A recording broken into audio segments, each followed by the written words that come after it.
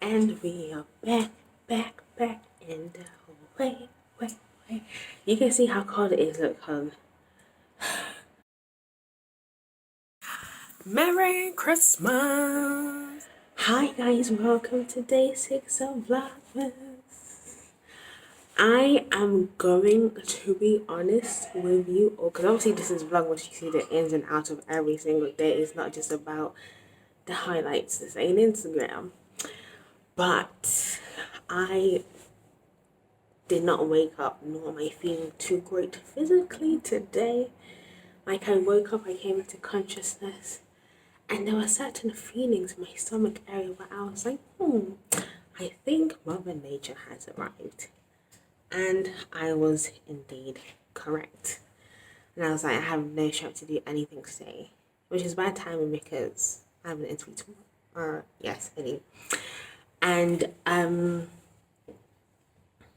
yeah, today wasn't one of those days where I could just stay in bed all day, which is what usually happens. And I was like, how am I going to do Vlogmas? And I was like, why am I trying to hide it and make this perfect Christmas thing when today was not that? And so this is me being honest, being open, and talking about period. Yes, that's what I'm talking about in case you didn't catch on.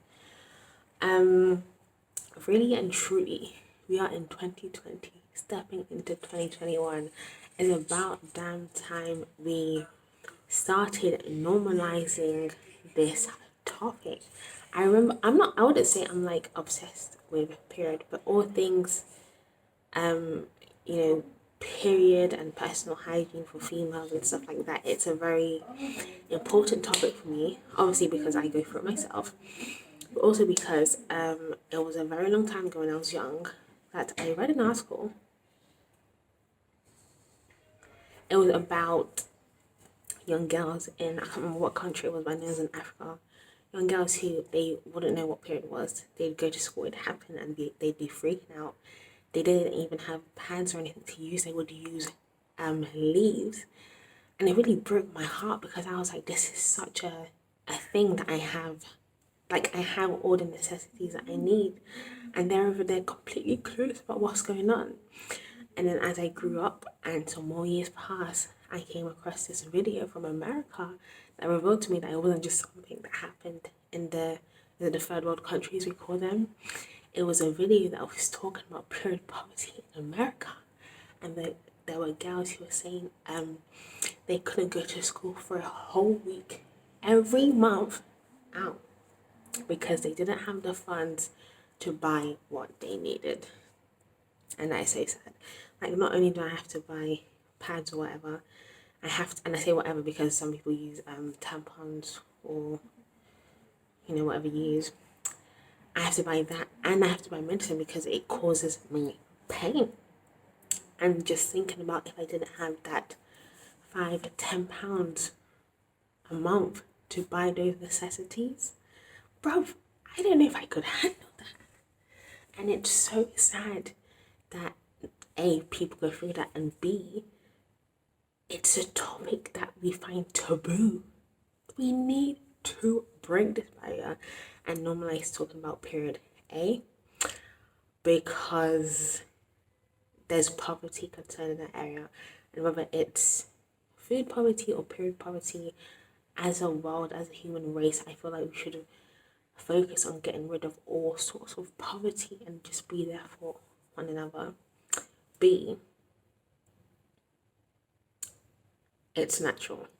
Like, it's a part of our natural cycles, our bodies. But imagine if I was like, I'm gonna hide my nose or I'm gonna hide my eyes. Okay, these are all natural things of my face. I use it to function.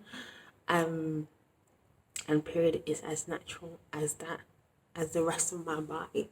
Just because a lot of stuff happens on the inside doesn't mean it should be hidden. Like, we talk about things to do with the heart, we talk about whatever.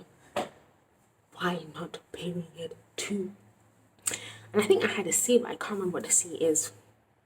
It's so funny because even here at home, you know, I have my brother living with us at home. I say that like it's a weird thing, but yeah, growing up, I would not talk to my brother at all. If anything, when I was on my period, I sort of had to be I sort of had to like not make it obvious for him to know, which I don't even understand why. And I know there may be some people from older generations who will see this and be like, no, that's not what it's all about. But why must I suffer in silence? What was I saying? Yes, growing up, I would hide all things period from my brother. Like when I was on my period, I'd have to be so intentional to not make it obvious for him to know. And I went to uni, and obviously I was free. If I wasn't feeling too great, I'd be like, oh, I have a birthday. And I used to hate when he'd be like, he'd tease me and he'd be like, did you eat too much chocolates? No. And you know, I used to get my nerves because the pain I'm going through, it's not a chocolate thing. It's not a chocolate thing. But I didn't mind it too much. And I came back home and I went through a period of like 2-3 months when I went through a time of 2-3 cycles when the pain was unbearable. And I don't know why, but I was throwing up. It was just crazy. And obviously this was a suffering I couldn't hide. And now I'm just like, if you know, you know. And I just think people in their friendship communities in general will open up more. Like I know I was talking to my male friend about it and sort of teaching him about it. And when I was talking to my brother, he was like, yeah, my friend told me over as well. It feels like this. But I think for different females, it feels differently. But anyway, what am I saying? It's time to break the taboo. It's time to open up. And it's time to sort of just be there for each other. Yeah. I've always said,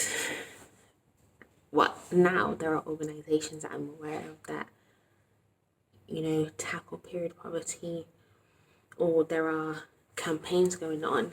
But before, I would always say, when I was to grow up, if I was to make a charity, I'd make one focus on all things female hygiene and sexual health, because it shouldn't be a taboo subject. It's a very normal part of our lives, as normal as any other area of health. And if there's a problem, we need to fix it. Period. That's it. Period. If there's a problem, we need to fix it. Full stop. It's that simple. But yeah, that's what my day-to-day has been about. I've been having to fight the fatigue in my body because I wasn't fully prepared for my interview tomorrow. But I've prayed and I'm trusting it's going to go well. Yeah. I came outside because A, of course, I wanted to change the scenery, and B, inside that I'm so tired. I needed the cold to wake me up. So wake me up. But I'm gonna go. I'm gonna get a good night's sleep ahead of my interview. I know I mentioned it like a million times today, but it's a very, very important one. I'm not going to tell you guys about it until it's finalized. I'm so sorry. But just send me your wishful thinking and prayers if you want. But by the time you see this, it'll be over. But yeah, that's... I used to go there, I don't go there anymore. So that's it for today. I hope you guys are staying safe, you're staying healthy, and you're staying blessed. And I'll speak to you all tomorrow. Good night, my lovelies. See how good it is. Right, ciao.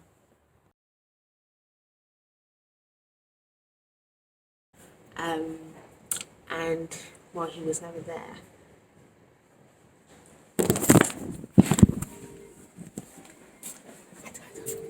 I was so coughing.